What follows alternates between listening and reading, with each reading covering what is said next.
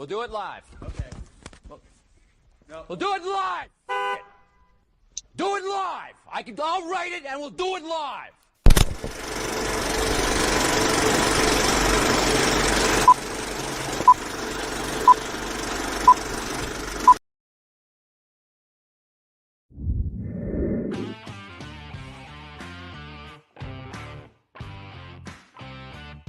Welcome to the Oddfrog Chop Shop, your one-stop podcast for all things toy, design, collectible, comic book, video game, movies, pop culture, and more. And now please welcome your hosts, Kelly Greenwood and Eddie Hermosillo.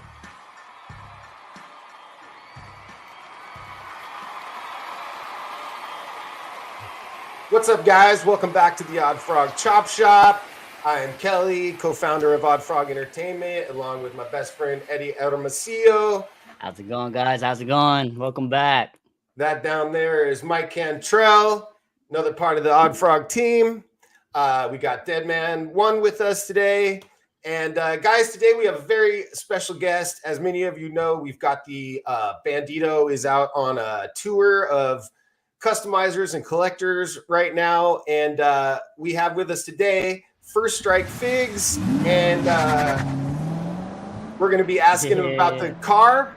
And First Strike, why don't you introduce yourself?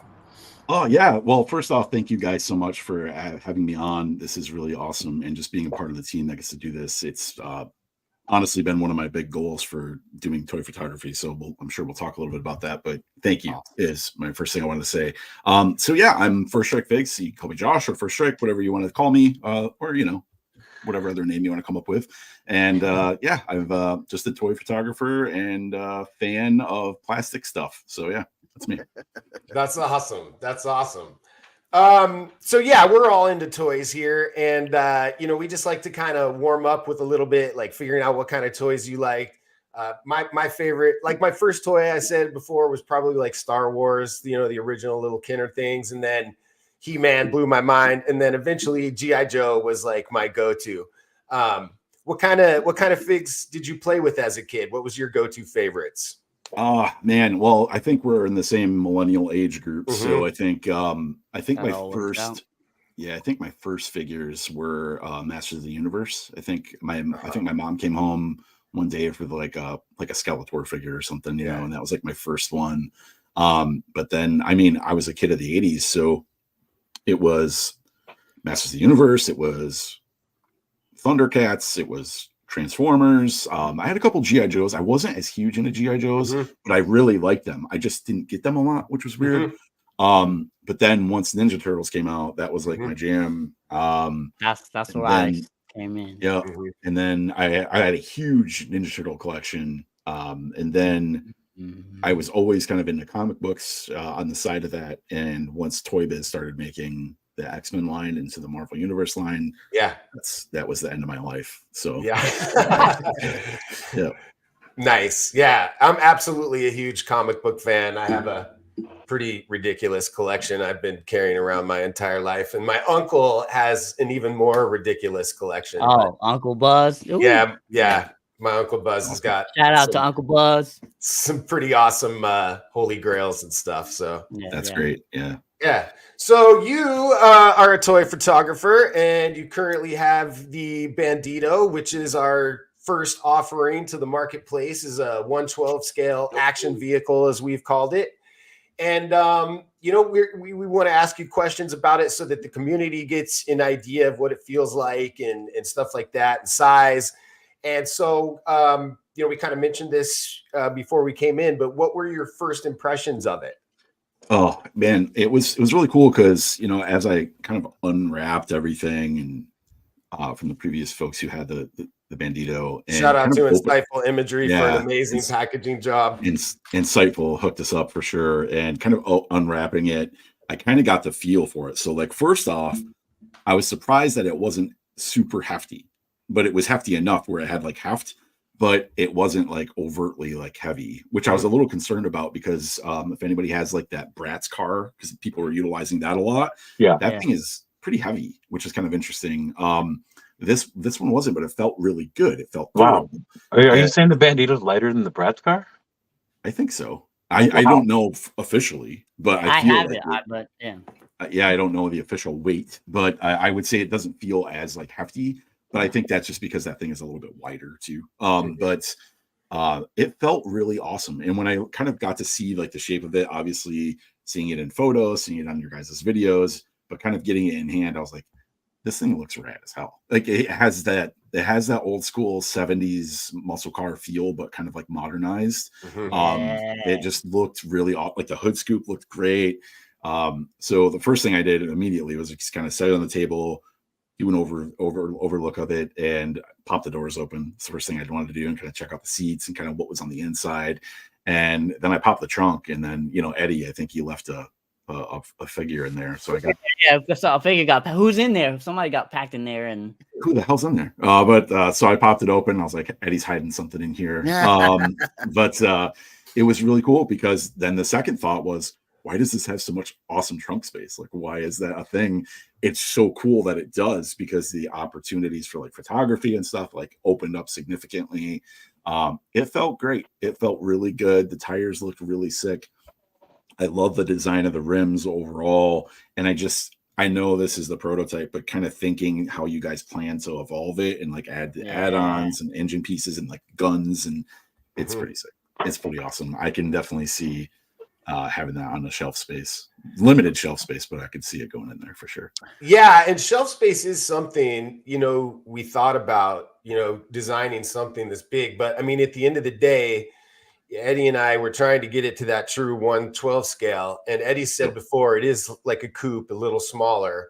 But yeah, the real trick was kind of taking that cool style that we wanted and making it our own a little bit. I think that's where a lot of the design came in, stretching it out and moving things around and not like deforming the car in any way as far as like the look of it and how it sits. And that I really like how it sits. But Eddie, do you want to talk a little bit about that design process a little bit? And so yeah, the aesthetics, we did take an original Chevy design, but then we added our own thing. So we exaggerated some of the elements, some of the lines, some of the points on it. So it does give it a meaner, like more characteristic look.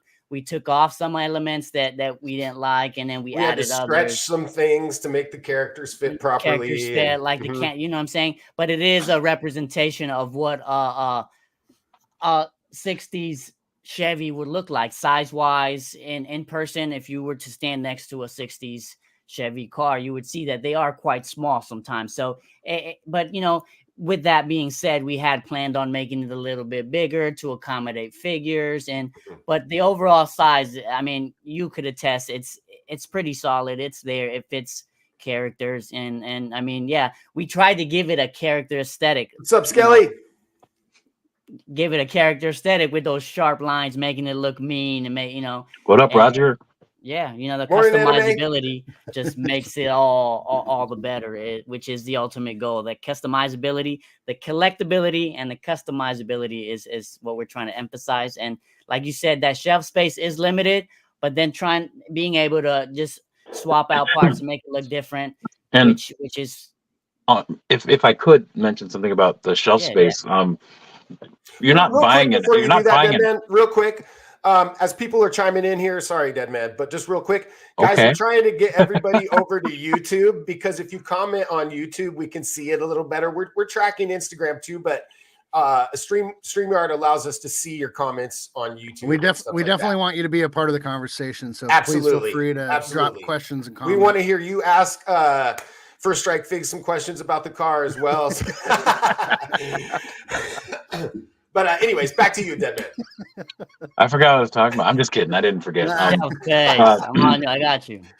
So when you're thinking about shelf space, when you're thinking about this car, it's a pretty big thing.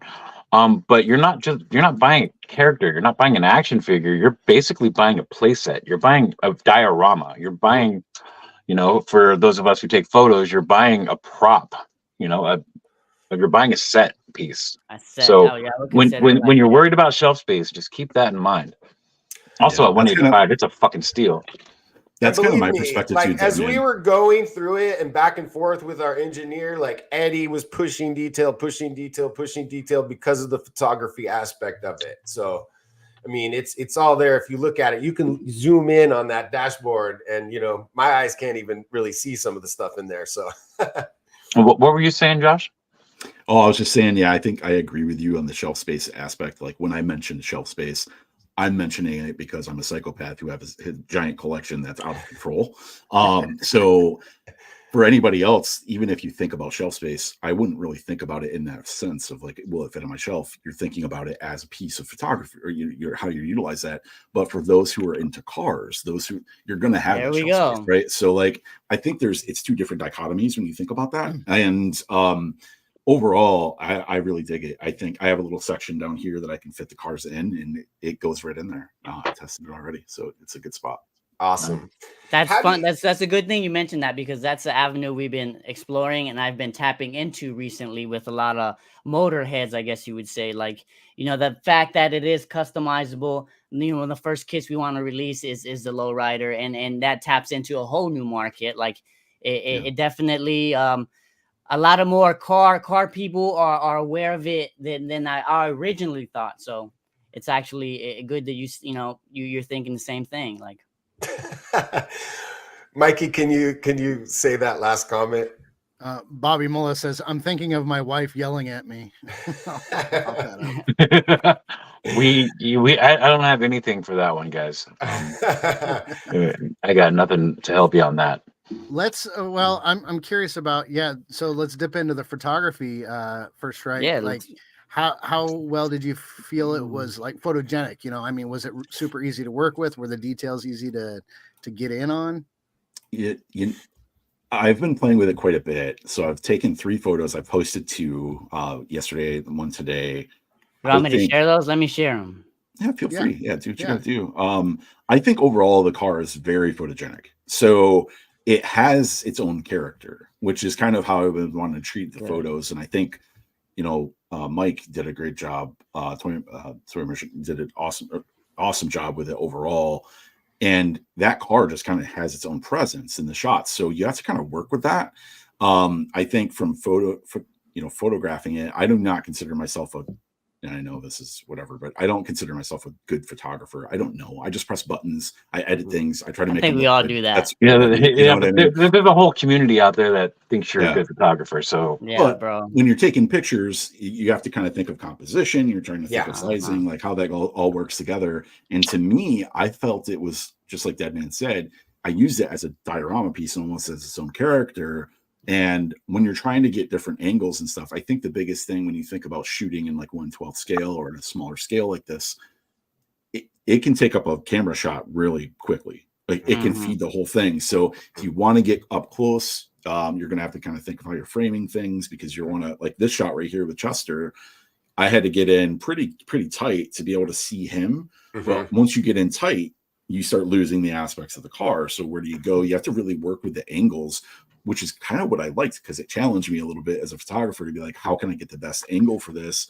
I'm coming in low because I want to be able to see the eyes, and I want to see the effects of the car, and I wanted to make sure I got the rim spin right from the effects. So I was trying to get all that in the shot. So I think it works really well.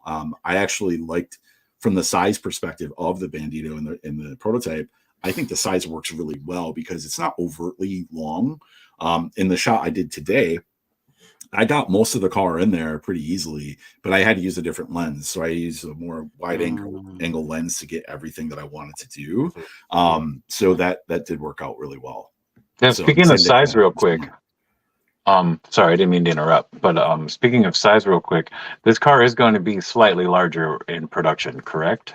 It's the intention. We do plan on making it slightly bigger just to accommodate a bit wider range of figures, but just slightly, but it like Josh was saying, the size of it is good, but to be able to accommodate a bit more, making it a little bigger wouldn't be a bad thing. Yeah, it's more headroom. It's on the books. Yeah, more headroom would be good for your figure. Exactly. But, that was the original intention, trying to raise that, but then that would just change the aesthetic a bit if we just raise the canopy. So just making it overall a little bit bigger would accommodate that space and keep the overall dimensions the same. That silhouette and that profile. Exactly, that we would see in this next shot. And more room for victims in the trunk. Exactly. I love this so much. And I mean, okay, so I just kind of want to go back to what you said a minute ago, Josh. I'm not a photographer either, but it's super fun. And I am a designer on the, on the other hand. And it's like, what I see is all these really kind of great elements and principles of design that have been drilled into my head and Eddie's head over the last all the time, 6 man. years. And, composition is so strong in your shots. So I really appreciate that you kind of mentioned that, and your color usage, really, really good. I love the big sun. That's such a comic book kind of nod. It's really cool. Like Rye or, I love those kind of covers. Thanks so much. Thank you. Yeah, I was really trying to grab a grindhouse movie feel, but I'm also like super obsessed with Mad Max right now because I just went and watched Furiosa, and then I rewatched Fury Road again. So I was like, I got to do like a Mad Max style shot with this car because it fits. It fits that idea. Is that a D on the door? That is, I drew that. I drew that in post, and then I added it on. Same. Oh, that's your art. That's rad. Yeah, dude. Yep. It's interesting this shot because Eddie, you want to talk about the other prototype we're developing? So yeah, aside from this one, we do have a couple more that were teased. If you go back on our Instagram page, there's a couple on there. There's like a off-road Mad Max style hybrid with like twisted metal, like that has guns, that has a lift kit, that has the big wheels. So we have had plans to release kits, and we have developed models and files. And working with General Giant, they've told us already that once we have our files where we want them, to just upload them literally to like a company folder, and we can get quotes on whatever it is we may need. So, the faster we get to hit that minimum order quantity, the more we can develop, the more we can put out, and the more things we can make happen. Yep. And I just love that you went this route, because it's like that. It feels like it must be instinctual to do with the car, because that's what we want to do. And can you tell me a little bit about this scene here? Like, what do you use for your backdrop? We got some information from Insightful that was very insightful on that. And I'm just curious how you guys go about making that color work so well, the kind of modern day matte painting with the foreground image. Sure. Yeah. So this one I set up. So I used AI art for the background. So I've been doing a lot of digital backgrounds a lot, just because of like space for shooting. I really prefer to shoot outside typically, but I was going to ask you about that. Okay, keep going. I do Pacific Northwest, so it's either raining or it's like too hot. So it's one of the two things for us. But and since it hasn't really, my yard, I don't have my golden hour in my yard yet this time of year. I have to wait till like July, August when that starts hitting in my yard. So I lose my favorite time to shoot I only get it for about 2 months of the year. So I cram in shots in those time frames. So I've been utilizing a lot of like AI backgrounds or dios, and I didn't have a dio of a mountain and a giant red sun. So I did some AI art. It kicked it out. I really liked it. The foreground was the sand area. I have like a fake sand piece that I use for practical. Some rocks here. That tree in the background is practical. That little skull thing in the left corner is practical. The gas can's practical. I drew the art there. The rust and the dirt on the tires and the rims. That's all digital. And then I used. I just wanted to catch that Mad Max feel without ripping Mad Max off too much, but obviously that's what happens. There's nothing else like Mad Max. Yeah, so I put Bobby asks, "Is there a black and white Dead Man model with Misfits bumper logo?" Oh, that'd be sweet. Yeah, that'd be sick. I use I put a little on the hood. I used the skull there. I thought that would be kind of cool. And then absolutely, I used the two wrestlers here. So one on the standing on the car is Shotzi Blackheart from WWE. Ooh, she's kind of matches that aesthetic a lot with that helmet is hers. But I used Gridiron. I used the Gridiron Studios shoulder pads and that gun that's from them. So it'd give her kind of an Armageddon. Yeah. Wow, those fit perfect. That's amazing. Are those Mattel? Are those Mattel characters? Yeah, she's a Mattel figure, and then the lady on the left side is Thunder Rosa from AEW. So that's from Jazzwares. Yeah, I worked on the Mattel line a little bit with that team, brainstorming That's awesome. and working on some WWE just stuff. so you guys know too, Thunder Rosa liked the photo, so she liked it back this morning. So she's nice. Oh, nice. Nice. What's up, Axion? No way. That's what's up. That's so cool. That's crazy, actually. Wow, I think that just hit me. That's crazy. Yeah. That's awesome. Pretty sweet. Fucking dope. A lot of comments. I don't know how you get back to the comments so quickly. Yeah. Man, I mean, I'm comments, likes, I'm loving like it.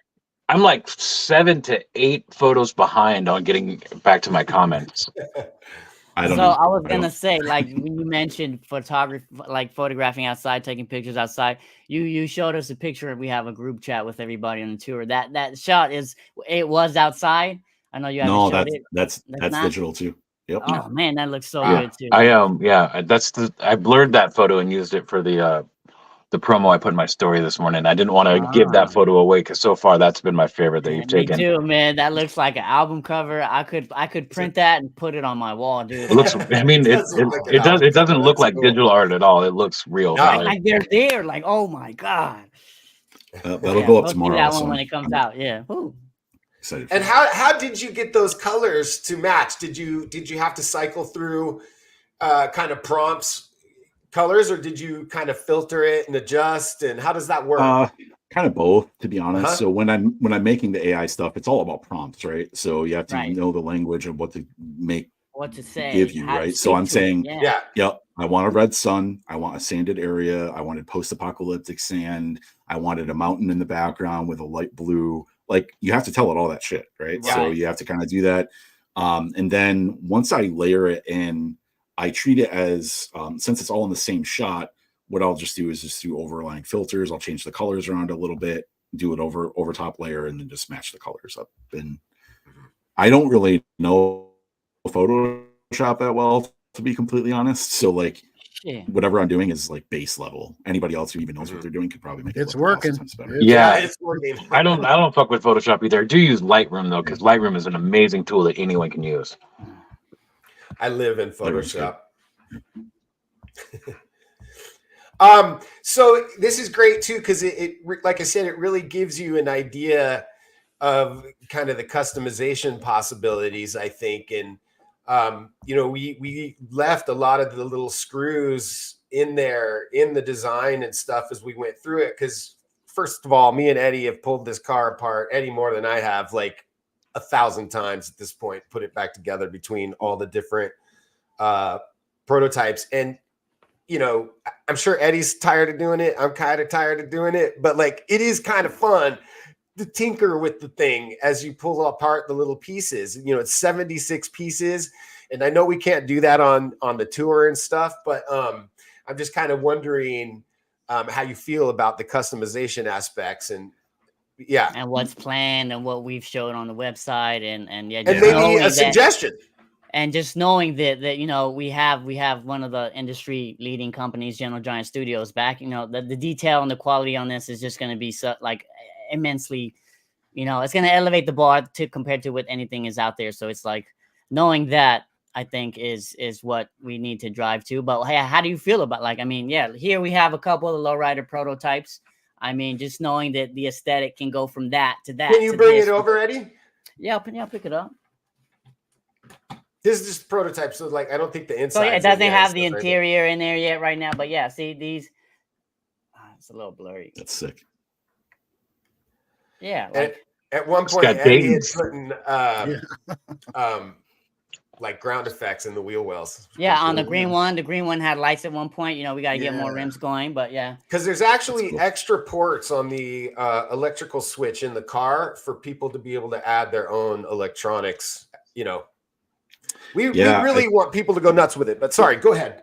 No, I think that's the cool part about it. So immediately once I was kind of taking a look at it, I had that Mad Max shot in my head for a while.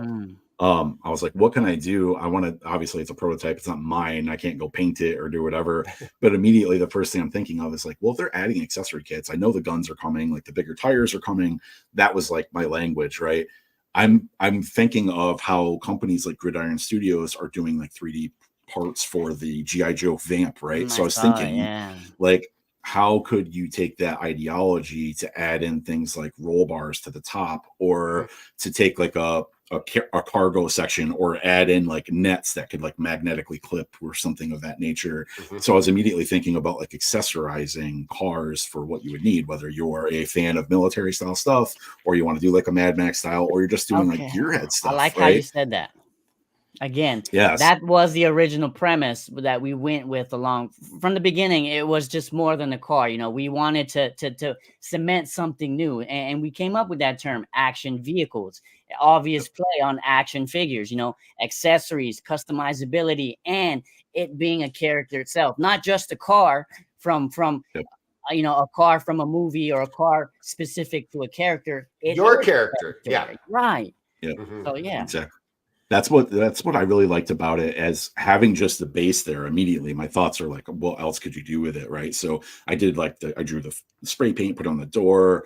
I wanted to kind of make the shots my own, but I was immediately like, if I had this, what would I do? Yeah. And the first thing I thought of was like, I would probably paint this up, right? You know what I mean? So like I would probably buy stuff. And Bobby with one of the the comment. things, yeah, one of the things I was thinking of actually wanting to try to do of a shot was to do from Death Proof of Stuntman Mike.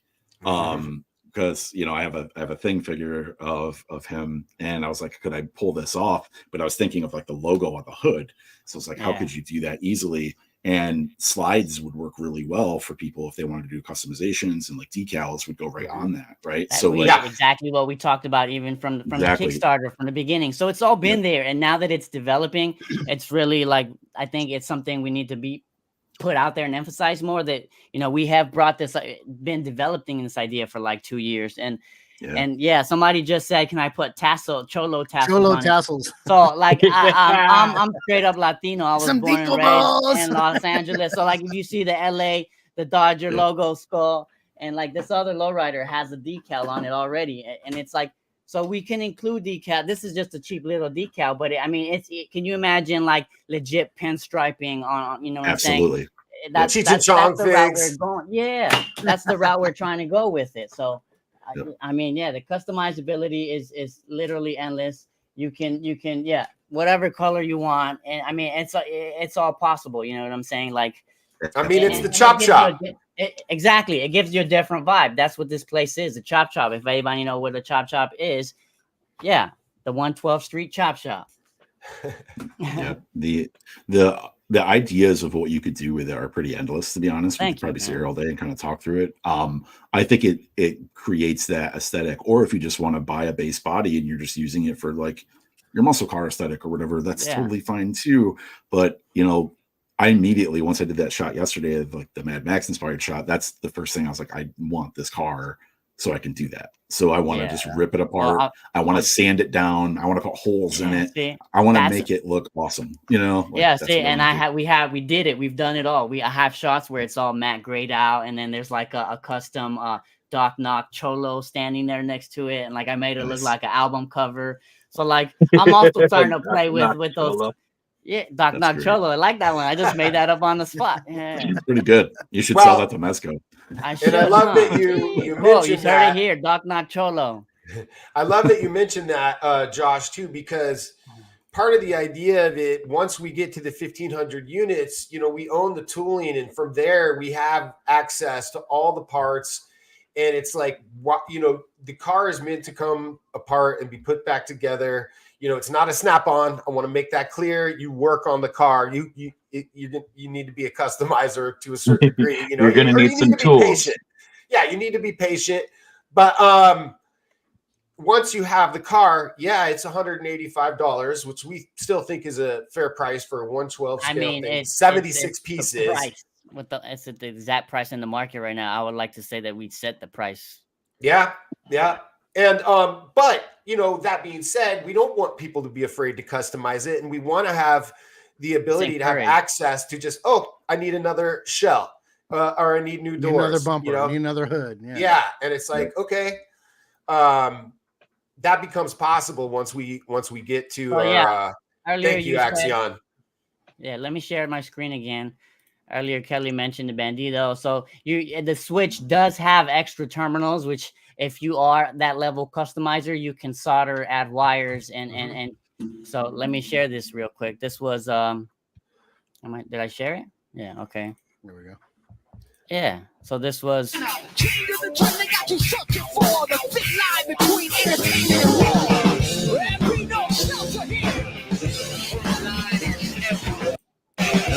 was gonna say you might want to mute that so that they don't. okay. Yeah, that's Oh, gotta be sorry. right. So yeah, I there was lights, green lights, I put yellow headlights. I changed La, la, the la, la, wire, la. and I changed We're not- and I made it a yellow lights. You know, There we we're go. trying to do the rubber tires. See, so the lights were changed into yellow. I put lights on each wheel well, and I mean, yeah, the customizability is just, I love this thing. Like once you change the color, once you put different rims on it, it definitely does give it a whole different vibe. Shout out to Clanable for that bottom piece of the diorama there. Yeah. Speaking of lights, These are my pic. These are actually pictures we took at Otis while we were working on it Yeah, and that's good. developing it. And so, Yeah, I mean, you can First replace- Strike, did you have a chance to mess around with the lights much, and what did you think? I did. So on the shot that I'm posting tomorrow, the lights are on in that. So that'll be the post that goes up tomorrow. So I was trying to make sure I'm getting all the features of the car in each shot. So each shot is going to have something different. So that'll go up tomorrow. I think the lights are pretty solid. I honestly, how do you like that feature of the light switch? And where the that's what I was going to batteries are say. located? Yeah. I think it's so much easier than other 112 vehicles that I've seen with how the lights access is. I loved it. A nice little touch button. It was super simple to do. I thought they were bright enough to not be overtly too much for a photo. Because if you're a toy photographer, lights are a pain in the ass sometimes. It gets too bright, overexposes your shot. Then you have to adjust your camera, and then you're trying to get your lights on the actual aspect of what you're shooting. It can be a pain.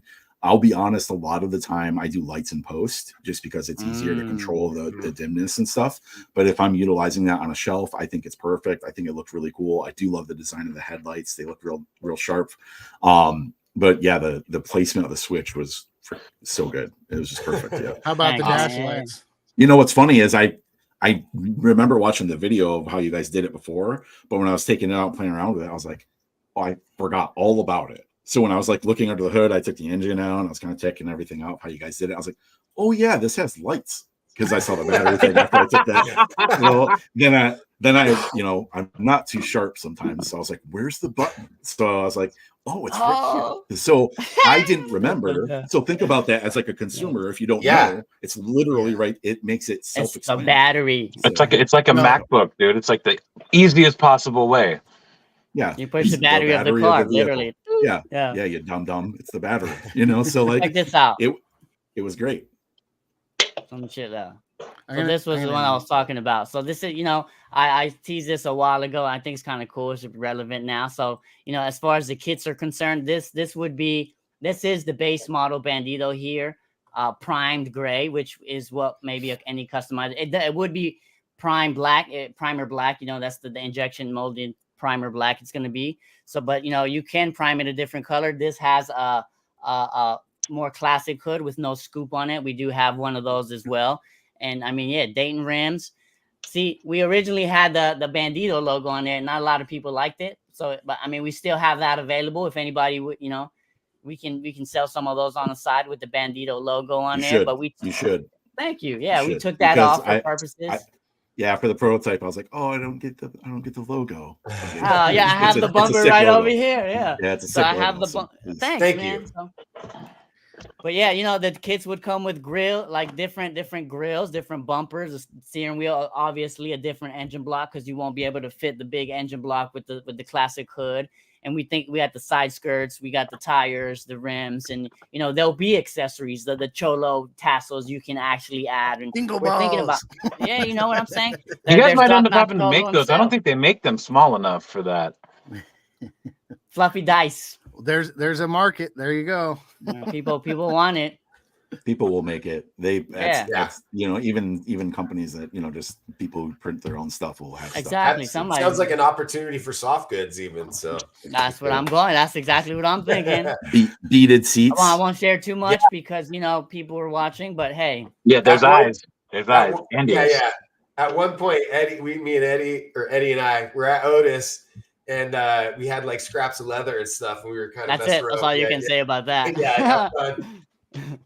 But So- I mean, Pretty cool though. the quality is there that if you really want to make something cool, you know, it's all I mean, there. Gentle Giant's on board. Go check out what they've made. You know, Gentle Giant Studios are on the forefront of 3D printing, manufacturing technology. They make some amazing stuff, and their busts are full of detail. But now imagine that detail into an articulated with lights action vehicle. Like it's gonna be epic. I mean, I don't know. That's how I feel about it. Eddie's 100% correct. And just to be totally clear, once we reach our 1,500 unit MOQ, Gentle Giant is providing manufacturing services for the Bandito. So guys, what that means is literally 30 years of quality control, manufacturing, and knowing how to get products out in a professional way. So, you know, it's a huge backing all this honor to us to have them excited Beyond about what our small company is building. But yeah, and the other thing is it's all our company. You know, it's strictly a manufacturing deal, but it's one we are honored to have, and it's really exciting. So yeah. Well, let me jump back real quick and just ask First Strike. One of the things about Oddfrog Entertainment is that every suggestion is considered from the community, and so after you've had a couple of days to kind of mess around with it, take some photos, and actually have it in your hands, are there any things that you would want to be improved upon? Any suggestions that they might consider for manufacturing to make it I think more? Sorry, go ahead. No, sure. Yeah, thank you. And thanks for giving me the opportunity to provide feedback. I think that's awesome. And it's all meant. I think it's essential. From a good place, right? So it's all with good intent. So I would say, well, we're used to Dead Man shooting us straight, so you can't say anything. And I do apologize for him. But Kelly, Eddie, Mike, we already kind of talked about the headroom, right? So when you're thinking about 1/12 scales, I think 1/12 is always kind of this. It's an arbitrary number for companies. It fluctuates between Black Series and Marvel Legends, who continuously get bigger every year. So and depends on the character. The Black Series tends to get smaller. Marvel Legends seem to get bigger. Exactly. So it's going to be hard to do that, but I think there has to be that happy medium. So I think that's going to be something that I would immediately suggest. I think, just a little bit bigger on the height. I think the other problem that I'm having is when I'm trying to get into the inside of the vehicle with the characters, it does leave me my stupid big fat hands. I have problems maneuvering things around. So as I'm taking photos and trying to move things into like angles, it depends on where I can get from the size of the window, because once they're in there, when you shut the door, you open the door back up, there is very limited room to be able to make a lot of adjustments. So you have to kind of plan that ahead of time and then get them in there. That's one. It's just that spacing thing. The other aspect would be, just in terms of the feedback of the accessories would be, if you could do more magnetic engagement for like attachments, that's my biggest thing. I think we'll just keep that there. Yeah. So that's. I mean, your thinking is 100% in line with our thinking. I know magnetics are good, but I like the fact that ours right now doesn't have magnet features, because some magnet features do tend to not always work as expected. They can be weaker than usual. Well, isn't that also hard with kids?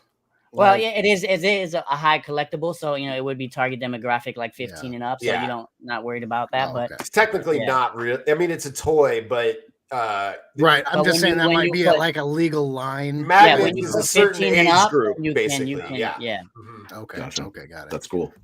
But I would say your thinking is right along ours. So I would say outside of that though, I think the whole front end of the vehicle just looks so good, and it has like a nice imposing but still like sleek design. I wouldn't change anything about that. So when you're thinking about asking me for changes, one thing I would request is like, don't change how that the version that you've sent us looks on that front end, because it looks so sick.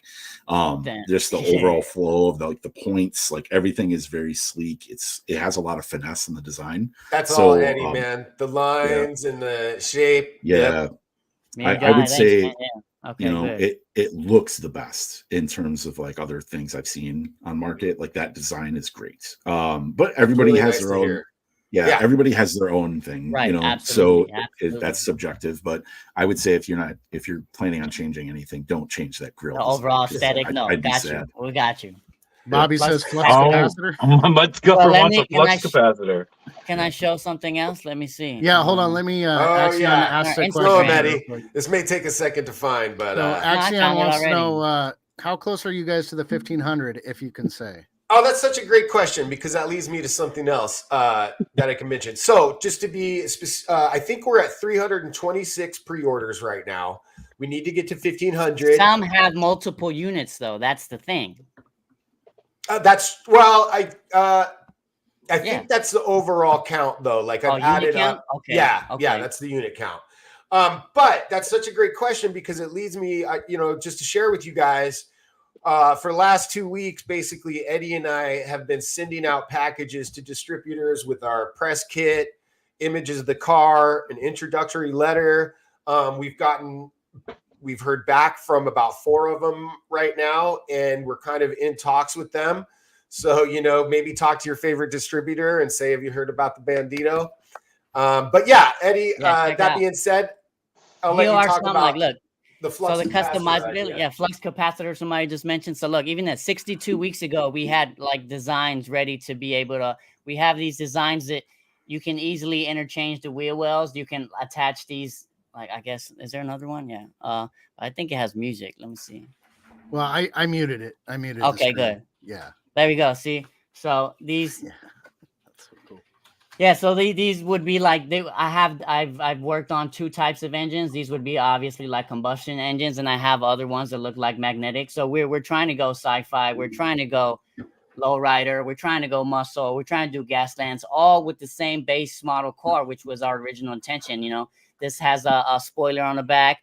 The gun attaches to the top of the engine easily by our system, and yeah, like again, it's up for pre-order. Like it's no upfront payment till we get close to that 1500. So we're trying it all, guys. We're trying to accommodate people's like hesitation with these no upfront payments. We've lined up, this studio with 30 years of experience. We have contracts with them, and it's all set up to go. We just need that exposure, and people like Josh and everybody else on the tour, we're like indebted to you guys. These pictures we're so grateful. I think are what's going to set us apart from anything else out there right now.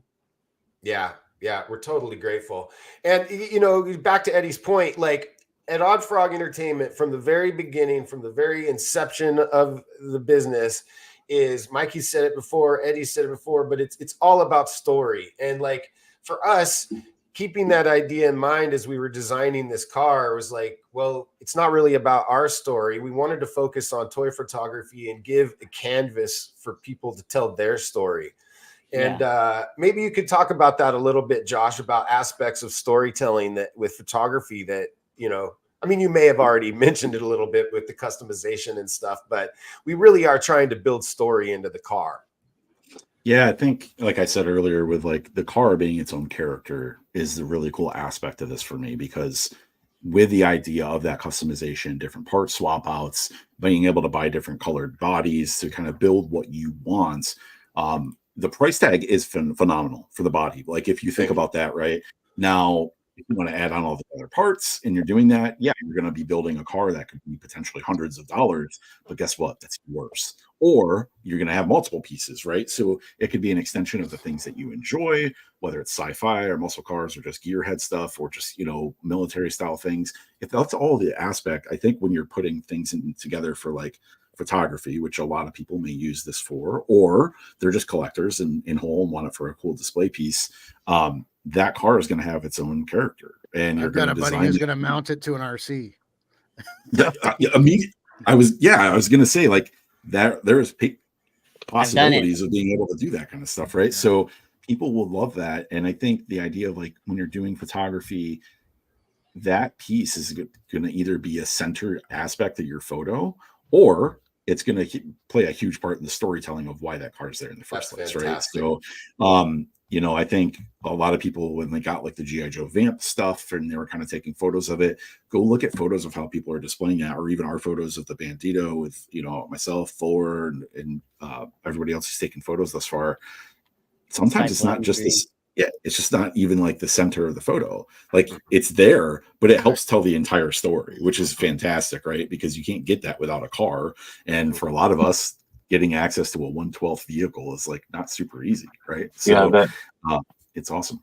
That goes into the whole thing. The point I was trying to make earlier, like you're basically buying a diorama or a playset, like it is there for you to tell your story, which not a lot of toy companies are doing these days. They're trying to give you something that has a full-on story that they want you to follow, and the fact that the Bandito's there for us to make our own story, that's just another selling point to me. Thank you. And, Josh had mentioned kind of collectability aspect, and we've all talked about that a lot around here.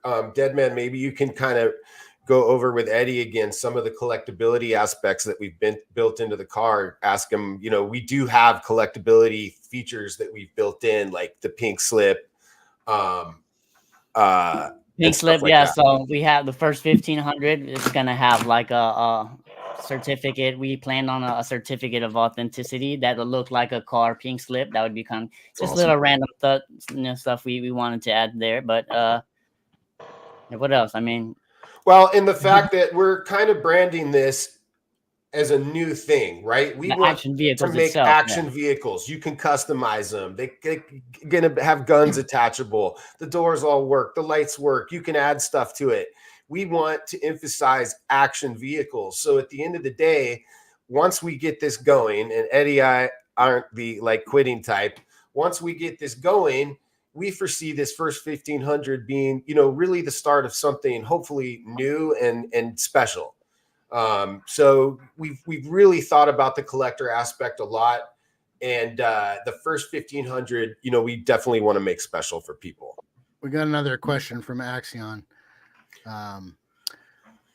Many will wonder, since you've shipped some prototypes around, how's the feeling on shipping price? So it's much better than I had planned for. So that's given us a bit of pretty light though. So well, I think when you mentioned that earlier, I big, think that was, but it's not over probably even 4 pounds. It's got some meat to it, but it's definitely not even 4 pounds. So the shipping has been much better than I expected. Such a great question again from Axion. Thank you, brother. Because what that allows me to do is kind of look at the dynamics of the numbers that Eddie had built in, and that's allowed us to approach distribution, with hopefully a reasonable enough margin that they can, be interested in us as a small company trying to get our first product to market. So, yeah, great question. And when you think, real quick, as of right now, I know numbers were run a while ago. Things might change slightly, but the 185 as of this moment, if it gets funded soon enough and prices don't change, shipping's included, right? If they order from the website. So we're all going to be looking at that right now, because in order to get to distribution, we had to take a hard look at our numbers, and we think it is important to get to distribution. Obviously, guys, once we get to 1500 units, it's about 5 months to ship the car. It's 155-day, give or take, turnaround on production. As long as it ain't Chinese New Year. Hey, that's true, but we should be falling pretty good. And, we basically had conversations with the manufacturing about what can we, approximately say. And so we're looking at a release date of summer of 2025. But yeah, that all depends on that 1500 units, because Eddie and I have calculated in everything under that price, which is shipping, tooling, and hopefully enough meat on the bones for distribution. But we are looking at, some kind of incentive to the people that have stuck on with us for so long. and saying something like maybe we can do like the first 500 units free shipping in the United States. But then I do want to take a look at our numbers and just look at if I need a little bit of wiggle room with the distribution. So yeah, it could change slightly, but we're really trying to stick to our guns on it. It's just we're also trying to get it to market desperately so that you guys can get it. And if that means that people that haven't followed us the whole time kind of miss out on some of the free shipping, you know, I guess that has to be kind of a bummer. But well, anybody that ends up buying it from a distributor is not going to get the same deal anyway, probably. Right. You know, if you want all those deals, that's basically you're gonna want to go through us to do it. But we also want to keep the car under $200 even with distribution. So you know that's going to be kind of what we can offer them as far as margin goes. So get your pre-order in now.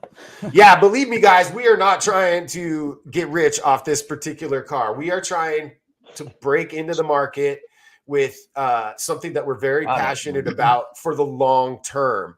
And, you know, we don't have the capital that other bigger companies have. We know we can design good toys. We know how to get them made and get them here. And we're shooting for the stars. So, yeah. You guys are more than shooting for the stars. You guys are chasing a dream. You Absolutely. know, and I 100% believe in your dream. I have sympathy for your story.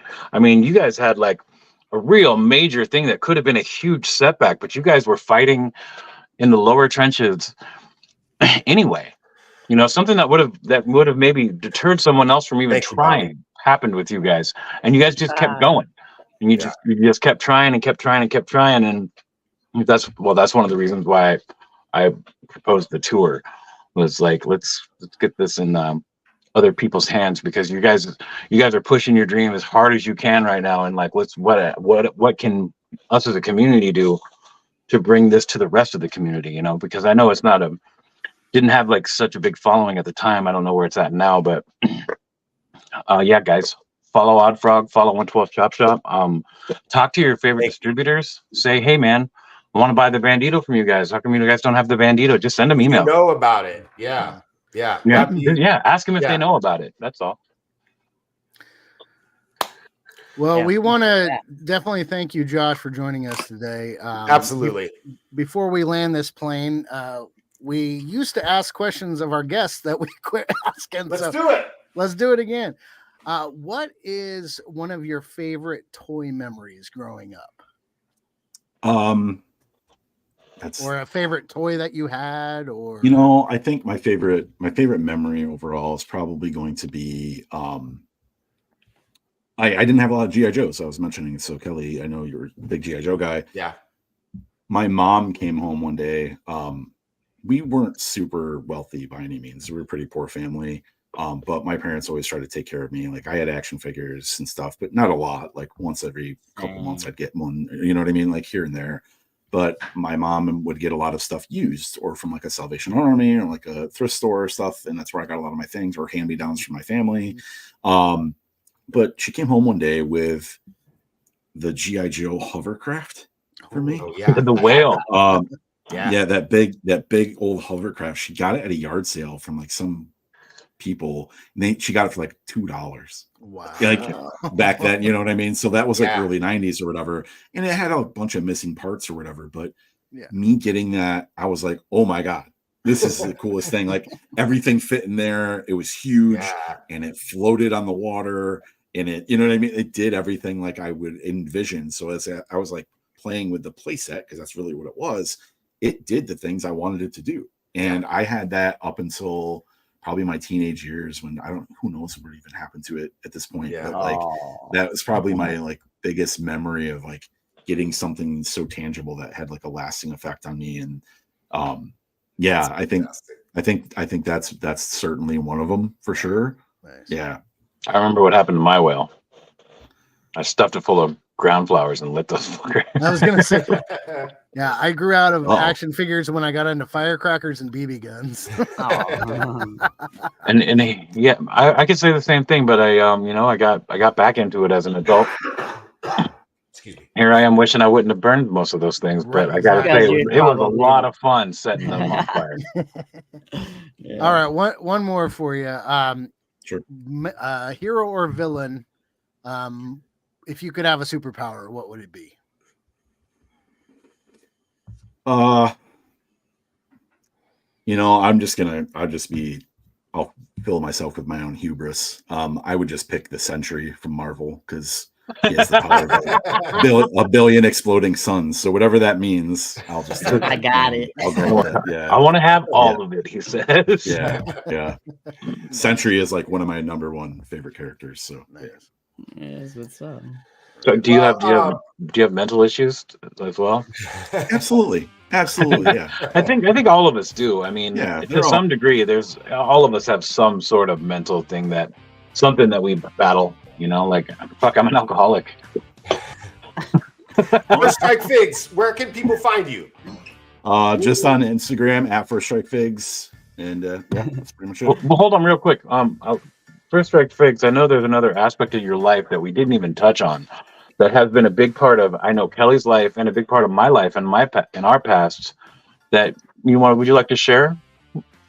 Oh, sure. Yeah, thanks, Dad, man. I appreciate it. I'm also in like a little side project music group with my buddy Matt, and we're called Barkeaters. So you can also find us at Barkeaters at Instagram, and we are in the final stages of getting the drum tracks and doing release for the summer. So we're getting ready for the summer. Nice. Oh, that's awesome. Send fantastic. any links to Kelly, and we'll make sure to put them in the description here. Absolutely. Sure. Thank you. Yeah, I was in a death metal band here in LA for about 10 years, and Yes, Kelly, we know. No. some of the best memories, man. I love that. I Thanks know. for stopping by, Josh. We appreciate everything Thank you guys been so much. doing. Thank you, Thanks, Kelly. man. And thank you yeah, everyone we'll for see you guys joining. next time. All right. I think Eddie's ready to go. I gotta pop up. It's daddy time. Gotta go my daddy duties. Thank you, guys. Thank you. Thanks, guys.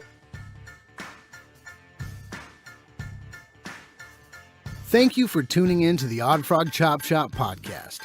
This episode is brought to you by MLCVoice.com and OddFrogEntertainment.com. Theme music is Burlesque Heartache by RKVC. Please remember to rate and subscribe. Until next time, keep creating and keep playing. Cool, huh? Very cool.